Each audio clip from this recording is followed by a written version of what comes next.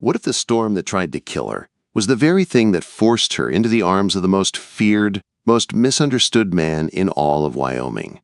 The December wind howled across the Wyoming Territory like a living creature hungry for anyone caught on the open trail. Snow slammed sideways across the land, erasing roads, fences, and every sign of life. The world had become white, cold, and deadly. Maggie O'Brien had never felt cold like this. Her wool dress was soaked through. The reins in her hands had turned stiff with ice. Her small wagon rattled as the wheels struggled through the rising drifts. Clover, her gentle mare, moved slower with every step, her breath forming desperate white clouds in the freezing air. She'd stayed too long at the schoolhouse again. She always stayed too long. She wanted every lesson perfect for the immigrant children who counted on her. She thought she could beat the storm. She had been wrong. The wagon jolted sideways without warning.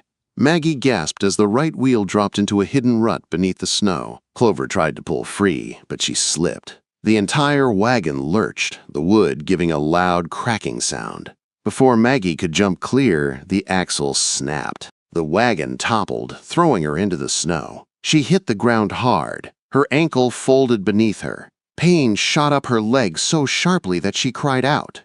When she tried to stand, her ankle buckled again. The cold ate through her clothes. Snowflakes stung her face like needles. Tears froze on her cheeks before they could fall. "Help!" she called out. "Please! Anyone!" The wind swallowed her voice. Clover stood trembling nearby, her mane coated in ice. Maggie limped toward her, whispering soft words to calm the animal. But even Clover was shaking too much to stand steady. "We're gonna die out here," Maggie whispered. She hated the fear in her own voice. She tried to think. She could stay with the broken wagon and freeze. Or she could try to ride bareback through a blizzard so thick she couldn't see more than a few feet. Neither choice felt like survival.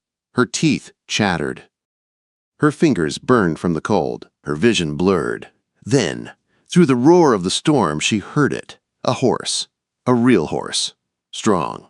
Confident. Moving with power. She pushed herself up on her elbows, searching the swirling white.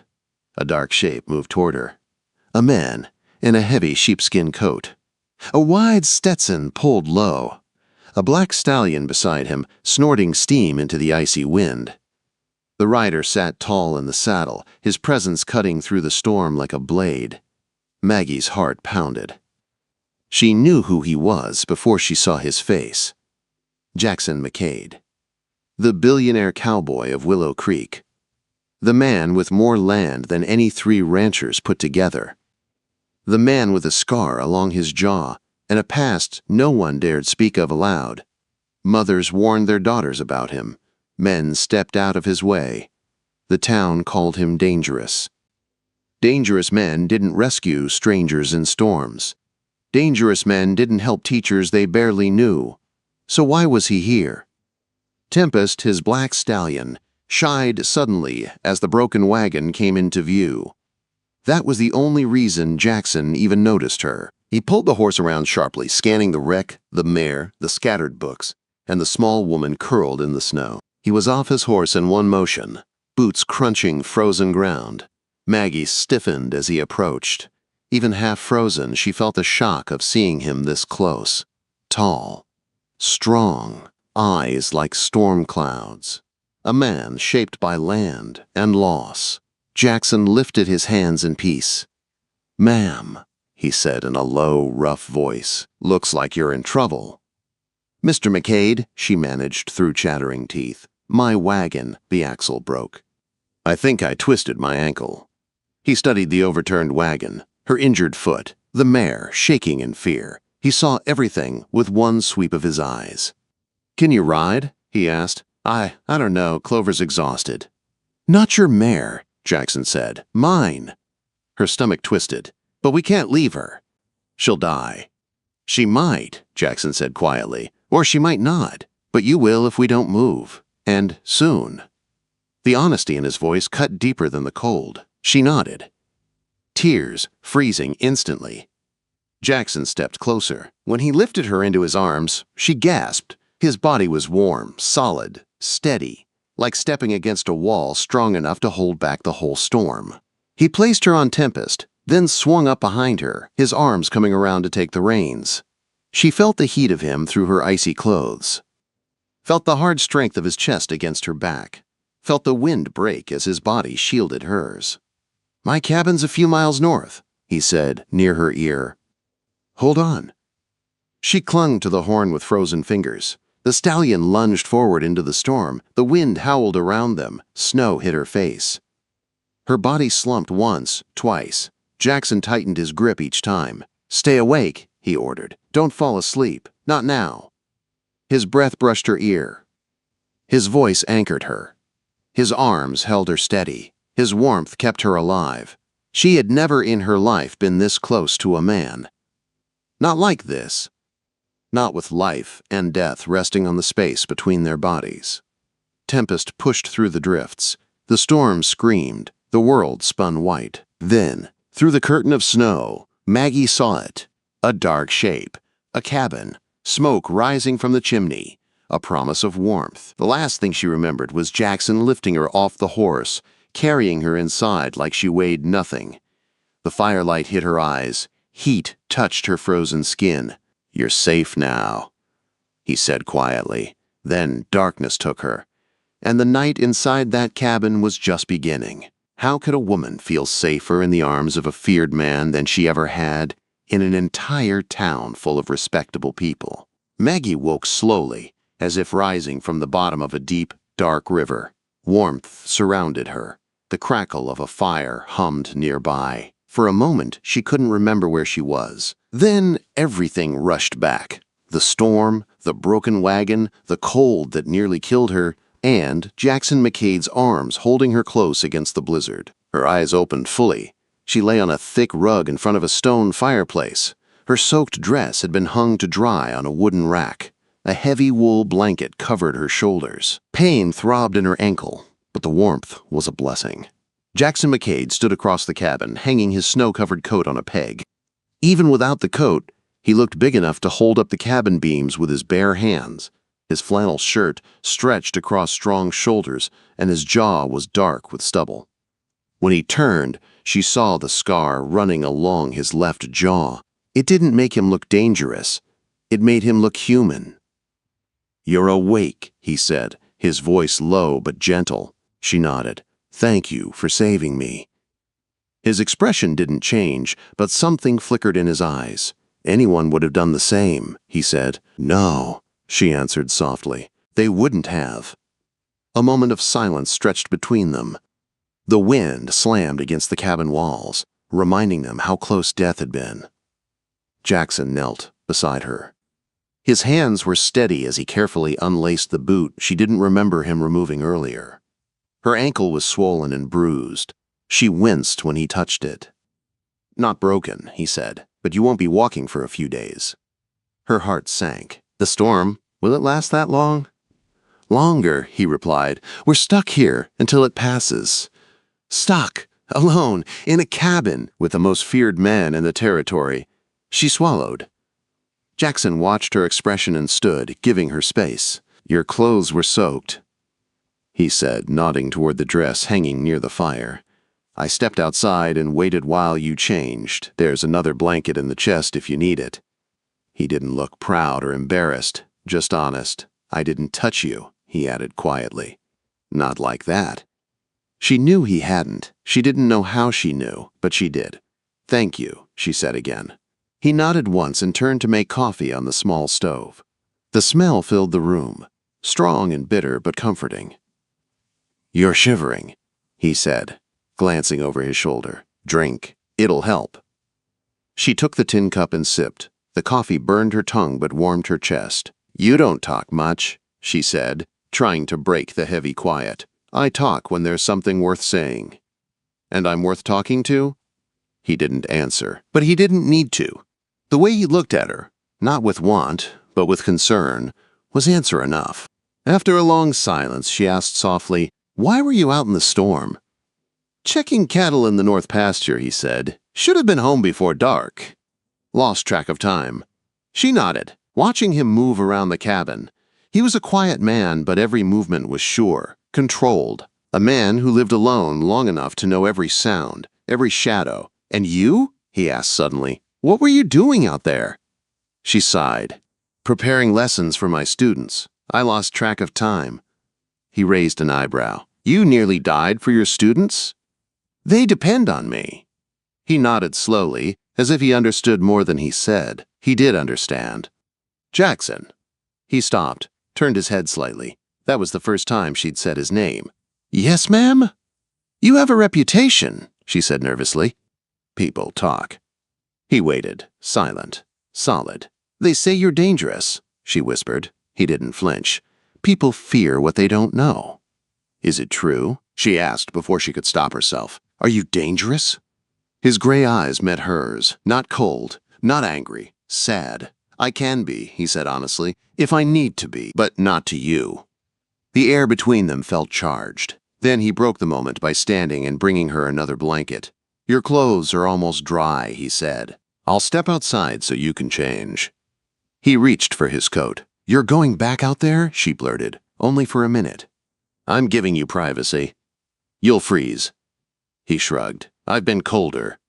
Before she could argue, he stepped outside into the storm. She hurried to dress, wincing at her ankle, pulling the warmed wool against her chilled skin. When he returned, snow dusted his hair and shoulders. He brushed it off casually.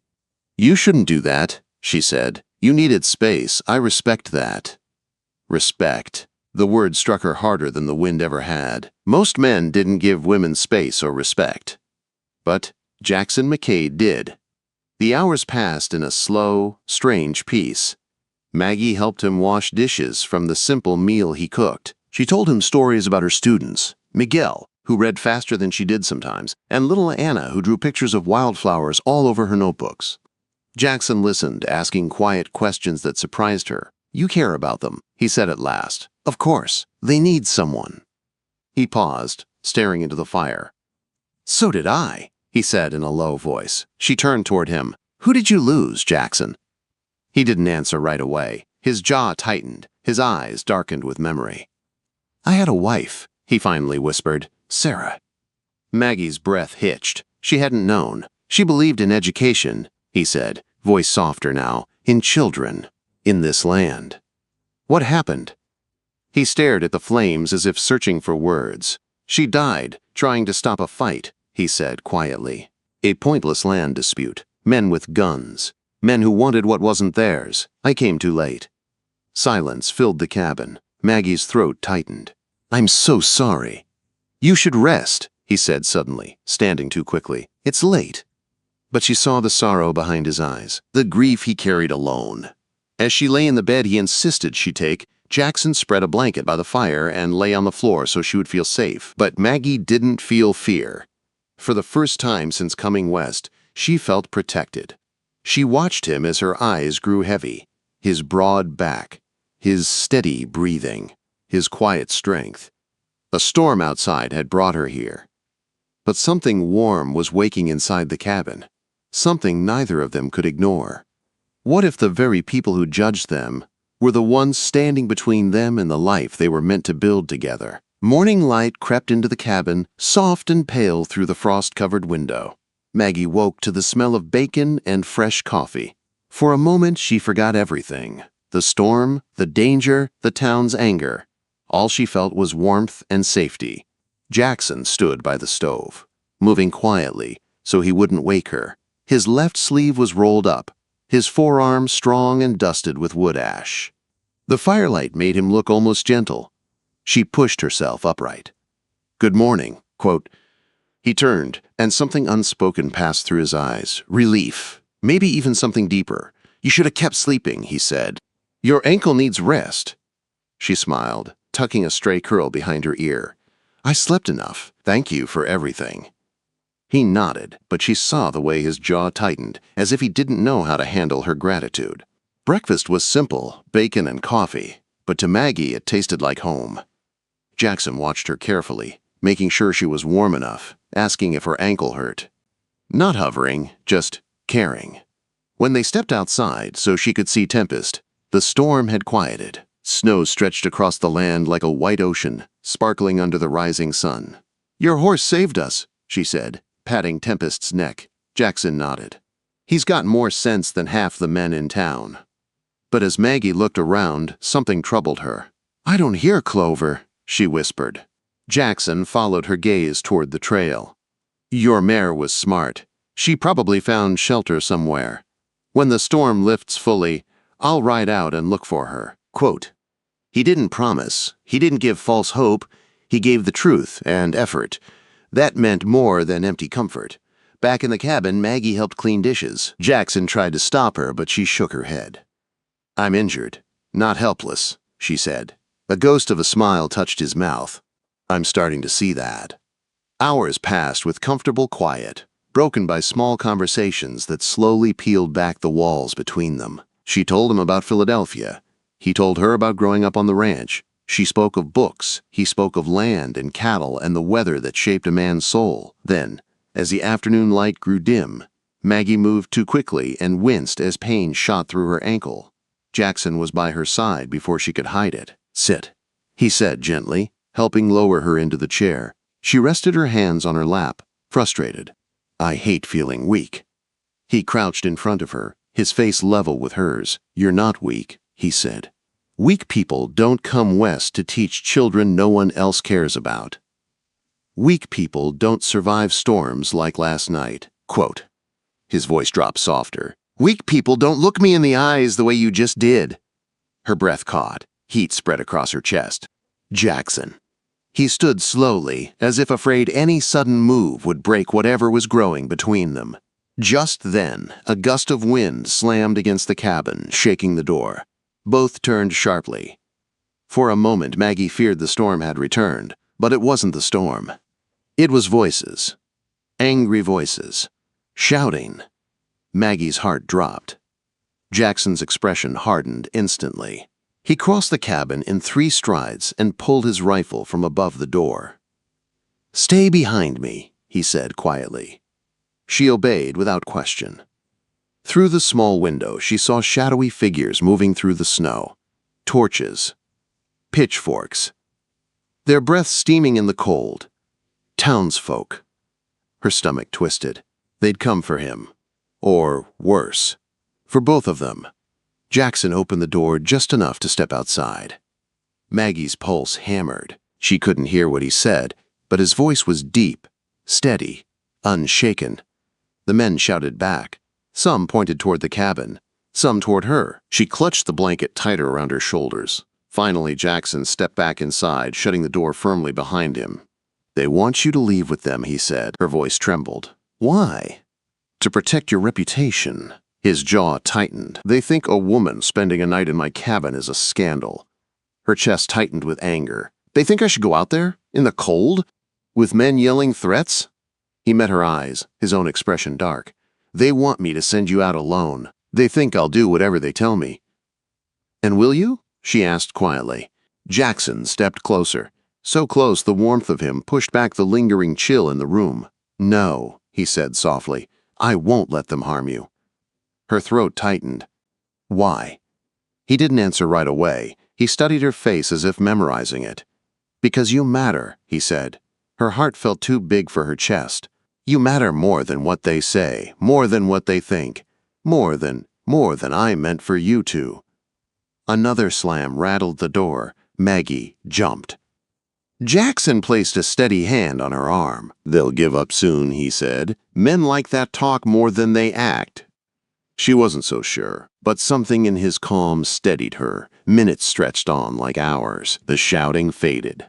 One by one, the voices drifted away. The night grew quieter, the fire smoked gently, and Maggie finally let out a shaky breath. "Jackson, thank you." He didn't let go of her arm. "Don't thank me," he said. "I didn't protect you out of duty." Her heart pounded. "Then why?" His voice dropped, soft enough she could barely hear. "Because I care about you, Maggie, more than I should, more than I expected to, more than I've cared for anyone since." He stopped. "Since Sarah." Maggie reached up, touching his hand gently. "You can care again," she whispered. "It doesn't take anything away from her." He closed his eyes, breathing out slowly, as if the truth of her words reached a wounded place inside him. When he opened them, something in his gaze had changed. Softer, warmer, searching. The fire crackled, snow fell outside. And inside that small cabin, two hearts finally stopped running from the truth. "Jackson," she whispered, "I'm not afraid of you." "And I'm done being afraid of living again," he said. He lifted a hand to her cheek. She didn't pull away. Warmth bloomed between them, stronger than any fire. Outside, snow covered the world in silence. Inside, something far deeper, far hotter, sparked to life. Something neither of them would forget.